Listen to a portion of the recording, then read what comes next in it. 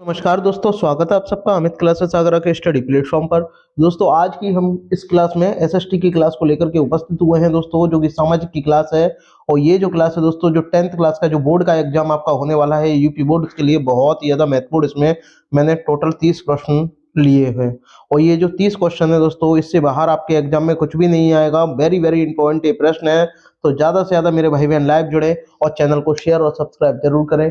तो दोस्तों स्टार्ट करते हैं बिना देरी करते हुए। जो भी मेरे भाई बहन पहली बार विजिट कर रहे हैं वो चैनल को सब्सक्राइब जरूर करें। तो बताइएगा, कमेंट करके बताइएगा कि फर्स्ट वाले का राइट आंसर क्या होगा। यहाँ आपसे बोला है कि भारत का सबसे लंबा राष्ट्रीय राजमार्ग, जिसे नेशनल हाईवे यानी एनएच कहते हैं, वह कौन सा है बताइएगा। और साथ ही साथ आपको ये भी बताना है कि ये किन दो राजमार्गों को जोड़ता है, यानी शुरुआत कहाँ से होती है और एंड कहाँ तक होता है, कुल कितने किलोमीटर की दूरी है, ये भी आपको बताना है। तो बताइए, NH88 है, NH11 है, NH8 है, या आपका NH44 है। तो आपका राइट आंसर क्या हो जाएगा? NH44 हो जाएगा, यानी option number A for Amit classes Agra correct हो जाएगा। तो दोस्तों वही बात करते हैं कि ये कहाँ से कहाँ तक जाता है। तो मैं आपको बता दूं, ये आपका कहाँ से स्टार्ट होता है, ये आपका श्रीनगर से स्टार्ट होता है। मैं यहाँ लिख दे रहा हूँ, श्रीनगर से स्टार्ट होता है और श्रीनगर से कहाँ जाता है? कन्याकुमारी तक। ठीक है, कन्याकुमारी तक ये जाता है। और कुल कितनी दूरी तय करता है ये भी आपको मैं बता दूं, तो 3745 किलोमीटर की दूरी ये कवर करता है। ठीक है, ये आपको ध्यान में रखना है, वेरी वेरी इंपॉर्टेंट ये पॉइंट है दोस्तों। कश्मीर से, यानी कश्मीर कह दो या श्रीनगर कह दो, ज्यादातर श्रीनगर से ही है, तो श्रीनगर से कन्याकुमारी तक ये जोड़ता है। और इसकी जो नेशनल हाईवे है, इसकी लेंथ कितनी है, लंबाई कितनी है? 3745 किलोमीटर इसकी लंबाई है। वेरी वेरी इंपॉर्टेंट प्रश्न है दोस्तों, इस साल के लिए 2023 में भी आया हुआ है, 22 में भी आया हुआ है। तो आपका राइट आंसर क्या हो जाएगा? A for Amit classes Agra correct हो जाएगा। ठीक है दोस्तों, चलिएगा आगे बढ़ते हैं। बात करते हैं प्रश्न नंबर सेकंड की। प्रश्न नंबर सेकंड में आपसे बोला है सीमांत सड़कों, सीमांत सड़क यानी जो भी सड़क जो है आपस में एक दूसरे से जुड़ी हुई है, जो भी सीमा साझा करती हैं, का निर्माण तथा नियंत्रण करने वाली संस्था का नाम क्या है बताइएगा। क्या है? सीमा सड़क संगठन, केंद्रीय निर्माण विभाग, सार्वजनिक निर्माण विभाग, शहरी मामलों का मंत्रालय। तो देखिए मैं आपको सीधी बात बता दूं, शहरी मामलों का मंत्रालय क्यों होगा? अब जो भी मामले हुए, यहाँ तो सड़क की बात हो रही है, तो मामले की तो कोई बात ही नहीं है। सार्वजनिक निर्माण, कुछ ये सार्वजनिक निर्माण है ही नहीं है। ये जो आपका, ये जो आप बता रहे हो सीमा और सड़क, ये राज्य राज्य आपस में जुड़ते हैं। जैसे कि मान लो एक आपका उत्तर प्रदेश लग गया, एक मध्य प्रदेश लग गया, ठीक है, और उड़ीसा लग गया, ये अलग अलग प्रदेश हैं और ये आपस में क्या है, साझा करते हैं सीमांत सड़कों का। तो ये किसके अंडर आते हैं और ये कौन सी संस्था है? सीमा सड़क संगठन, यानी A for Amit classes Agra correct हो जाएगा। केंद्र की बात ये होगी नहीं। ठीक है दोस्तों, तो राइट आंसर क्या हो जाएगा? ए जो है वो करेक्ट होगा। वही बात करते हैं प्रश्न नंबर थर्ड की। निम्नलिखित में से किस वस्तु का निर्यातक भारत नहीं करता बताइएगा। भारत निर्यातक का मतलब ये होता है कि हम किसी दूसरे देश को अपनी यहाँ की कोई भी वस्तु दे दें और वहां से भी हम चाहे पैसे ले लें या उसके बदले में कुछ भी ले सकते हैं। ठीक है, तो बेचना, ठीक है, ये और खरीदना। देखो हम कॉफी का भी उत्पादन करते हैं, हमारे देश से बाहर कॉफी जाती है, तंबाकू भी जाती है और चाय भी जाती है, लेकिन उर्वरक जो है ये क्या है, एक उपजाऊ शक्ति होती है, ये नहीं जाता। तो ये नहीं जाता, तो आपसे नेगेटिव ही पूछा था और नेगेटिव पूछा था, तो आपका कौन सा आंसर हो जाएगा? यही हो जाएगा। बाकी इसका भी हम निर्यातक करते हैं, इसका भी करते हैं, इसका ही करते हैं, लेकिन उर्वरक का हम निर्यातक नहीं करते। तो आपका जो सी है वो करेक्ट हो जाएगा। ठीक है, आगे बढ़ते हैं। बात करते हैं प्रश्न नंबर 4 की। वेरी वेरी इंपॉर्टेंट ये प्रश्न है दोस्तों, शेयर जरूर करिएगा, सभी दोस्त आपस में शेयर जरूर करिएगा, सभी व्हाट्सएप ग्रुपों में। इसमें कहा गया निम्नलिखित में से परिवहन का कौन सा साधन अति दुर्गम स्थानों के लिए अत्यंत आवश्यक है? अति दुर्गम स्थानों के लिए बहुत ज्यादा आवश्यक है। देखिए अति दुर्गम का मतलब होगा जहां हम जा भी नहीं सकते वहां। अब वहां जो जल, जरूरी नहीं है जल परिवहन हो वहां, ठीक है, रेलवे परिवहन के लिए वहां पहले रेल बिछाई, रेल की जो लाइनें हैं वो पहले बनाई जाएंगी, तो वो दुर्गम स्थान तो होगा ही नहीं। और स्थल होगा तो वहां पर तो आप जा ही सकते हो, लेकिन वायु परिवहन हर जगह जा सकता है, चाहे आपका हेलीकॉप्टर हो, चाहे आपका एरोप्लेन हो, ये आप कहीं पर भी ले जा सकते हो। ठीक है, तो आपका राइट आंसर क्या हो जाएगा? जो डी है वो करेक्ट हो जाएगा। बात करते हैं प्रश्न नंबर 5 की। वेरी वेरी इंपॉर्टेंट ये सभी प्रश्न है दोस्तों। दो राज्यों के बीच वस्तुओं का आदान प्रदान, दो राज्य है, एक आपका मध्य प्रदेश हो गया, एक उत्तर प्रदेश हो गया, ये अगर आपस में क्या करेंगे, ये आपस में क्या करेंगे, कोई भी व्यापार का आदान प्रदान करेंगे तो वो व्यापार आपका क्या कहलाएगा? देखो, जो दो देशों के बीच में होगा वो अंतर्राष्ट्रीय होता है, ठीक है। आंतरिक व्यापार नहीं होगा, ना ही वस्तु विनिमय होगा। वस्तु विनिमय आंतरिक स्तर पर, वो अंतर्राष्ट्रीय स्तर पर होता है। लेकिन जब दो राज्य आपस में करते हैं तो वो अपने देश के अंदर ही तो कर रहे हैं, वो अपने देश के अंदर कर रहे हैं, तो इसी व्यापार को क्या बोलते हैं? राष्ट्रीय व्यापार कहते हैं। यानी A for Amit classes Agra जो है करेक्ट हो जाएगा। इस तरीके से आप अगर प्रश्नों को समझोगे तो आप आसानी से सभी प्रश्नों को कर सकते हो। आगे बढ़ते हैं, बात करते हैं प्रश्न नंबर 6 की। और प्रश्न नंबर 6 में आपसे बोला है भारत में वायु परिवहन का राष्ट्रीयकरण कब हुआ? राष्ट्रीयकरण का मतलब होता है कि पहले ये जो वायु परिवहन था, ये पहले हमारे देश में अंग्रेज भी आए थे, उनके भी अंतर्गत आता था। लेकिन राष्ट्रीयकरण का मतलब हो गया जब हमारा देश आजाद हो गया, उसके बाद में उसका राष्ट्रीयकरण किया गया था।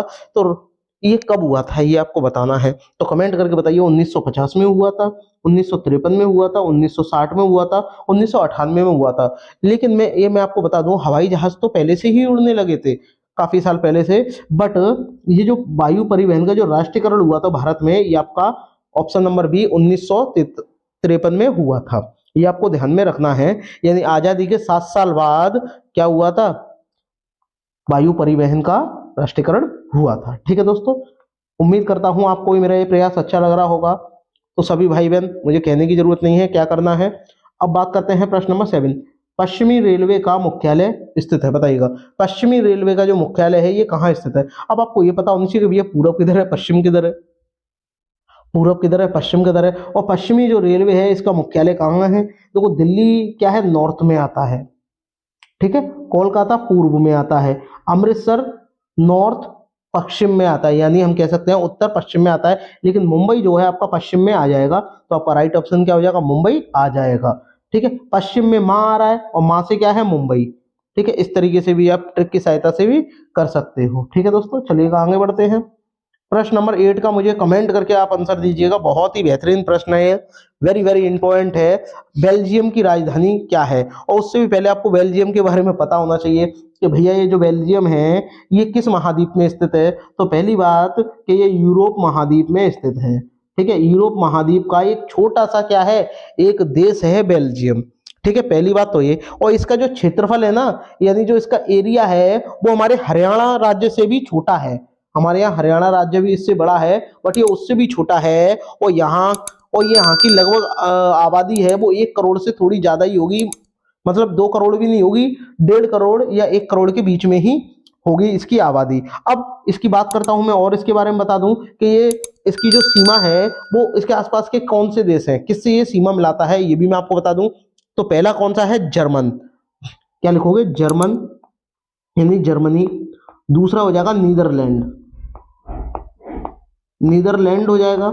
इसके बाद में अगर आप चौथा करोगे तो क्या हो जाएगा? फ्रांस, फ्रांस हो जाएगा। फ्रांस के बाद में आपका हो जाएगा लक्समबर्ग। हाँ, ये वेरी वेरी इंपॉर्टेंट है। लक्समबर्ग जो है वेरी वेरी इंपॉर्टेंट है, ठीक है। मैं लिख दे रहा हूं लक्समबर्ग। ये इनसे क्या है? साझा करता है। टोटल ये कितने हैं? 4 देश है, इनसे ये साझा करता है, ठीक है। ये आपको ध्यान में रखना है, ठीक है। अब आपको ये पता होना चाहिए कि बेल्जियम की जो भाषा है वो क्या है। भाषा यहाँ की क्या है? डच है। क्या है? डच, ठीक है। यानी 60% लोग जो है वो डच बोलते हैं और 40% जो है वो फ्रेंच बोलते हैं। लेकिन ज्यादातर क्या बोलते हैं? डच बोलते हैं। अब बात आती है कि इसकी राजधानी कहाँ है, कैपिटल कहाँ है। तो ब्राजील नहीं है, ना ही न्यूयॉर्क है, ना ही बैंकॉक है। क्या है? A for Amit classes Agra, Brussels जो है इसकी राजधानी है, ठीक है। आई होप आपको भी मेरा ये प्रयास अच्छा लग रहा होगा, तो शेयर जरूर करें। देखिए, इसके बारे में जो मैंने इतनी इन्फॉर्मेशन थी वो आपको दी, तो आप ध्यान रखिएगा कि जो बेल्जियम है ये किस महाद्वीप में स्थित है, तो ये भी आपको पता होना चाहिए, ठीक है। आगे बढ़ते हैं। प्रश्न नंबर 9। बेल्जियम किस प्रकार की सरकार है? बेल्जियम जो है किस प्रकार की सरकार है वहां पर, बताइएगा। सामूहिक सरकार है, बताइएगा। सामुदायिक सरकार है, राजतंत्र सरकार है, या एक पक्षीय सरकार है? तो मैं आपको बता दूं, यहाँ जो है एक पक्षीय सरकार नहीं है, ना ही कोई राजतंत्र है, ना ही कोई सामूहिक सरकार है। क्या है? सामुदायिक सरकार है, ठीक है। तो आपका राइट ऑप्शन क्या हो जाएगा? बी जो है वो करेक्ट हो जाएगा। ध्यान रखिएगा, वेरी वेरी। प्रश्न नंबर 10 की। श्रीलंका एक देश है, बताओ कैसा देश है? प्रायद्वीपीय देश है, प्रांतीय द्वीप है, सीमांत देश है, या द्वीपीय देश है? तो मैं आपको बता दूं, ऐसा देश जिसके चारों ओर क्या हो? पानी पानी हो। क्या हो? पानी पानी हो, समुद्र हो, पानी पानी हो, ऐसे देश को क्या बोलते हैं? द्वीपीय देश बोलते हैं। ये आप ध्यान रखना कि श्रीलंका के आसपास क्या है, सब जगह क्या है, वाटर वाटर है, बीच में श्रीलंका है और ये भारत के दक्षिणी भाग में स्थित है, ये भी आपको पता होना चाहिए।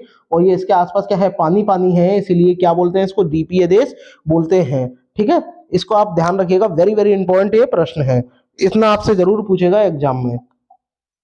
बात करते हैं प्रश्न नंबर 11 की, बताइएगा श्रीलंका स्वतंत्र राज्य कब घोषित हुआ था, यानी श्रीलंका को जो स्वतंत्रता थी कब मिला था।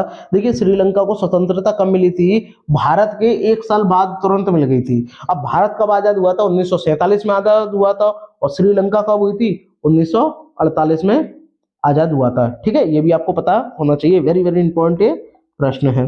बात करते हैं दोस्तों प्रश्न नंबर 12 की, वेरी वेरी ये भी इंपॉर्टेंट है। श्रीलंका ने 1956 में किस भाषा को कानून बनाकर एकमात्र राजभाषा घोषित किया, यानी श्रीलंका ने 1956 में एक भाषा थी उसको क्या बनाया, कानून बनाकर, उससे कानून बनाकर एकमात्र राजभाषा जो है घोषित की, और वो आपको बताना है कि कौन सी राजभाषा घोषित की। देखिए श्रीलंका में ज्यादातर मैं आपको बता दूं 80% कह सकते हैं, 80% लोग क्या है, सी हिल है।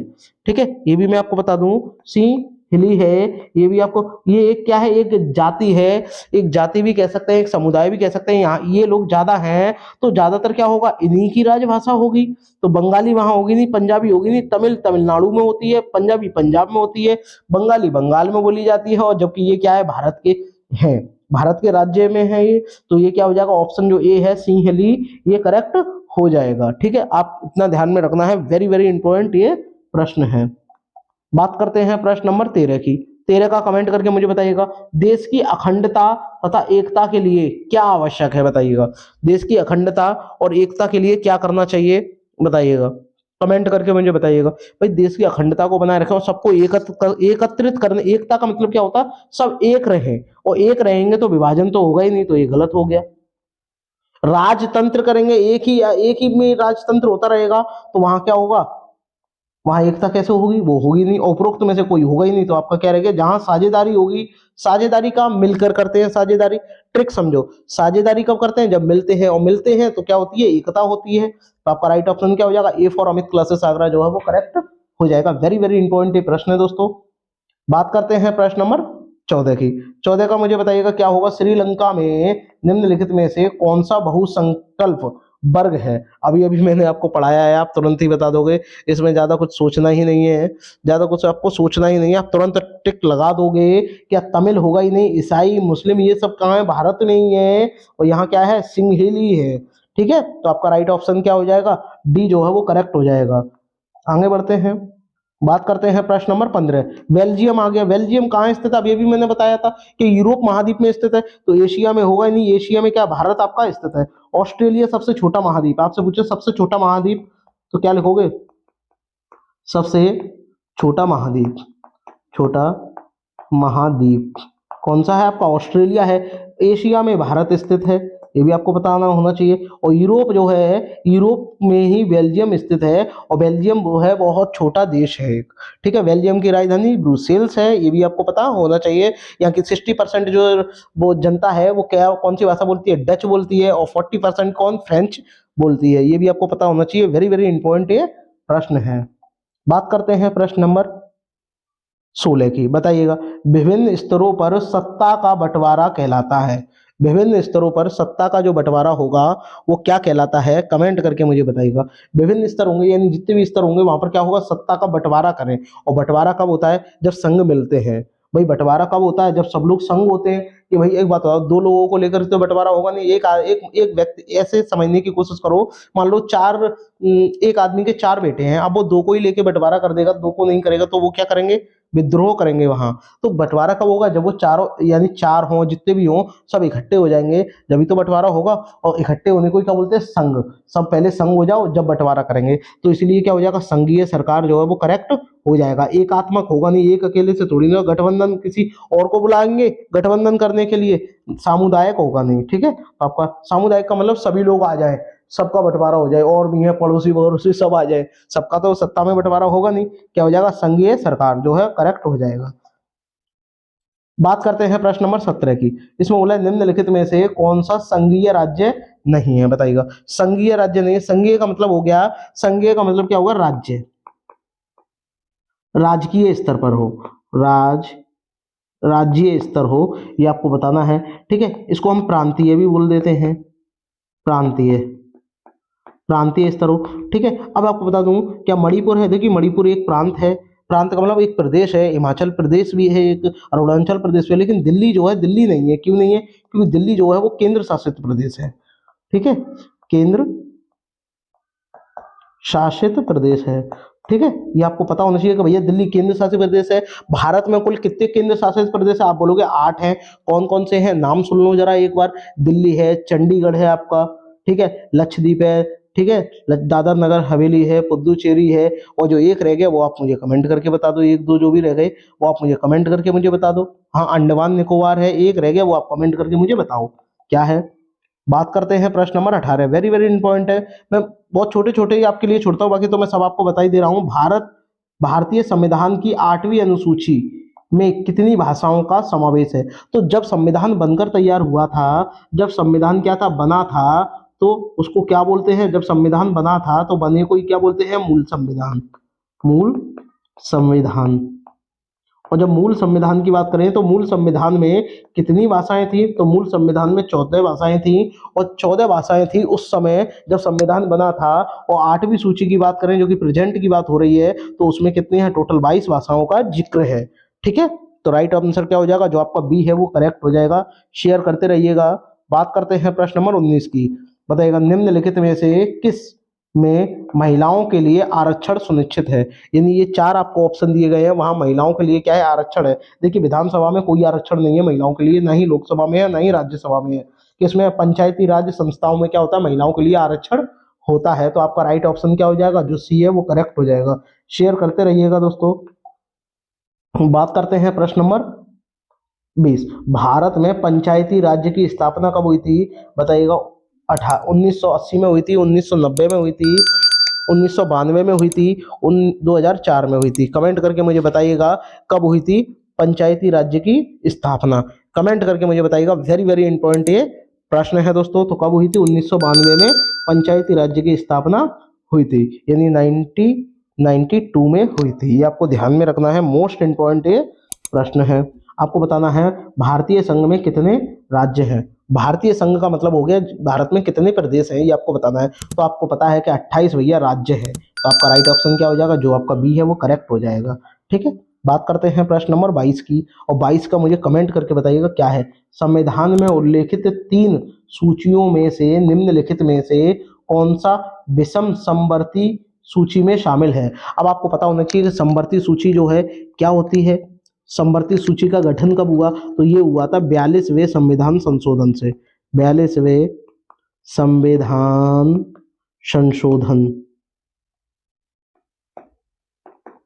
संशोधन से हुआ था। और ये 42वां संविधान संशोधन कब हुआ था? 1976 में हुआ था।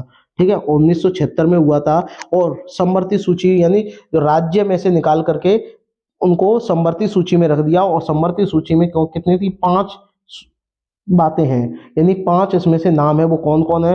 पहले नंबर पे कौन आती है? शिक्षा, शिक्षा आ जाएगी। दूसरे पे आ जाएगी नापतोल, नापतोल। ठीक है, तीसरे नंबर पे आ जाएगा वन। ठीक है, चौथे नंबर पे आ जाएगा वन्य जीव संरक्षण, संरक्षण हो जाएगा। और जो चौथे नंबर पे क्या आ जाएगा? जो ये हो गए 4 हो गए। 5वें नंबर पे कौन आता है? न्यायिक। न्यायिक मतलब उत्तराधिकारी भी कह सकते हैं। ठीक है, उत्तराधिकार, उत्तराधिकार। ठीक है, उत्तराधिकार, ये आपका हो जाएगा। ठीक है, तो ये आपको ध्यान में रखना है। तो समवर्ती सूची में कौन है? देखिए, रक्षा है नहीं है, पुलिस है नहीं है, कृषि है नहीं है, क्या है आपका? शिक्षा है। तो आपका ऑप्शन यानी A for Amit classes Agra correct हो जाएगा। ठीक है दोस्तों, शेयर करते रहिएगा। वेरी वेरी इंपॉर्टेंट ये प्रश्न है। बात करते हैं प्रश्न नंबर 23 की। ग्रामीण स्तर पर संचालित प्रशासन को क्या कहते हैं? ग्रामीण जो स्थान पर भैया, ग्रामीण स्थान पर ग्रामोदय नहीं कहेंगे, ना ही ग्राम सभा कहेंगे, पंचायत नहीं, क्या कहेंगे? स्थानीय प्रशासन कहते हैं। A for Amit classes Agra correct हो जाएगा। ज्यादा कुछ सोचने की जरूरत ही नहीं है। बात करते हैं प्रश्न नंबर 24। इसमें बोला भारत में केंद्र शासित प्रदेशों की संख्या, मैंने अभी भी आपको बताई थी कितनी है, 8 है। तो आपका जो ऑप्शन डी है वो करेक्ट हो जाएगा। दोस्तों शेयर करते रहिएगा, वेरी वेरी इंपॉर्टेंट प्रश्न है, अभी भी मैंने आपको बताया था। बात करते हैं प्रश्न नंबर 25 की। प्रांतीय प्रशासन का संचालन कौन करता है? प्रांतीय का मतलब हो गया राज्य। राज्य को कौन संभालता है? तुम बोलोगे राज्य को संभालता है मुख्यमंत्री। तो प्रधानमंत्री तो देश को संभालता है, राज्यपाल होगा नहीं। जिला अधिकारी क्या है? जिले को संभालता है। तो मुख्यमंत्री यानी जो आपका ऑप्शन बी है वो करेक्ट हो जाएगा। ठीक है, ये आपको ध्यान में रखना है, वेरी वेरी इंपॉर्टेंट प्रश्न है। बात करते हैं प्रश्न नंबर 26 की। प्रश्न नंबर 26 में आपसे बोला है निम्नलिखित में से क्या राज्य सूची का विषय नहीं है? बताइए, राज्य सूची का विषय नहीं है। यार राज्य सूची का विषय नहीं है तो इसका मतलब क्या है? वो केंद्र सूची का है, समवर्ती सूची का है, और समवर्ती सूची में क्या आता है ये आपको बताना है। बताइएगा, क्या पुलिस है? पुलिस भी नहीं आती, ये भी नहीं आता। ये मुद्रा जो है, मुद्रा यानी जो भी पैसा है वो समवर्ती सूची यानी केंद्र स्तर पर ये आता है। तो आपका राइट ऑप्शन क्या हो जाएगा? जो डी है वो करेक्ट हो जाएगा। बात करते हैं प्रश्न नंबर 27 की। प्रश्न नंबर 27 का बताइएगा भारतीय संघ में अवशिष्ट शक्तियां किसको प्राप्त है? बताइएगा, किसको प्राप्त है? राज्य को प्राप्त है, या आपके किसी संघ को प्राप्त है, या राज्य और संघ दोनों को प्राप्त है, या इनमें से कोई नहीं? तो राज्य को प्राप्त नहीं है। भारत में आपकी जितनी भी शक्तियां हैं वो आपकी ऑप्शन नंबर बी संघ को प्राप्त है। ये आपको ध्यान में रखना है, वेरी वेरी इंपॉर्टेंट प्रश्न है। बात करते हैं प्रश्न नंबर 28 की। और प्रश्न नंबर समवर्ती सूची से संबंधित विषय नहीं है। बताइएगा, समवर्ती सूची में देखिए वन भी आता है, उत्तराधिकार भी आता है, शिक्षा भी आती है, लेकिन विदेशी मामले नहीं आते। मैंने अभी अभी आपको बताया था। इसके अलावा क्या आता है? इसके अलावा शिक्षा आपको मैंने बताई दिया, नाप तौल आता है, नाप तौल आता है, ये भी मैंने आपको बताया था। नाप तौल के बाद में आप वन्य जीव संरक्षण आता है। ठीक है, ये आपको ध्यान में रखना है, वेरी वेरी इंपॉर्टेंट पॉइंट है दोस्तों। चलिएगा आगे बढ़ते हैं। बात करते हैं प्रश्न नंबर, संविधान के अनुसार भारत की राज्य भाषा है क्या? हिंदी है, उर्दू है, संस्कृत है, या अंग्रेजी है? आप बोलोगे भारत में सभी लोग अंग्रेजी नहीं बोलते, ना ही संस्कृत ज्यादातर बोलते हैं, और जरूरी नहीं है सभी क्या हो उर्दू बोलते हो, लेकिन हिंदी क्या है ज्यादातर लोग बोलते हैं। तो आपका ऑप्शन जो ए है, A for Amit classes Agra, correct हो जाएगा। यानी संविधान के अनुसार भारत की जो राज्य भाषा है वो क्या है? हिंदी है। बात करते हैं प्रश्न नंबर 30 की। प्रश्न नंबर 30 का कमेंट करके मुझे बताइएगा भारत में सर्वाधिक बोले जाने वाली भाषा है, जो सबसे ज्यादा भाषा बोली जाती है। आप सब जानते हो, उर्दू भी नहीं बोली जाती, अंग्रेजी भी नहीं बोली जाती, पंजाबी सिर्फ पंजाब में ही बोली जाती है, लेकिन हिंदी जो है कई प्रदेशों में बोली जाती है। तो आपका राइट ऑप्शन क्या हो जाएगा? जो आपका डी है वो करेक्ट हो जाएगा। ठीक है दोस्तों, आगे बढ़ते हैं। आई होप दोस्तों आपको ये मेरी वीडियो पसंद आई होगी, और अगर पसंद आई हो तो थैंक्स फॉर वॉचिंग दोस्तों। और हाँ दोस्तों, अगर आप इसकी पीडीएफ प्राप्त करना चाहते हो तो आप हमारे Telegram channel Amit classes Agra को ज्वाइन करके वहां से आप इसकी निःशुल्क पीडीएफ प्राप्त कर सकते हो दोस्तों। और हाँ दोस्तों, अगर मेरा ये प्रयास आपको अच्छा लगा हो तो दोस्तों सभी दोस्तों में, जितने भी आपके दोस्त हैं, सब में क्या हो, इस वीडियो को शेयर जरूर करें। मिलते हैं नेक्स्ट वीडियो में, तब तक के लिए धन्यवाद। जय हिंद।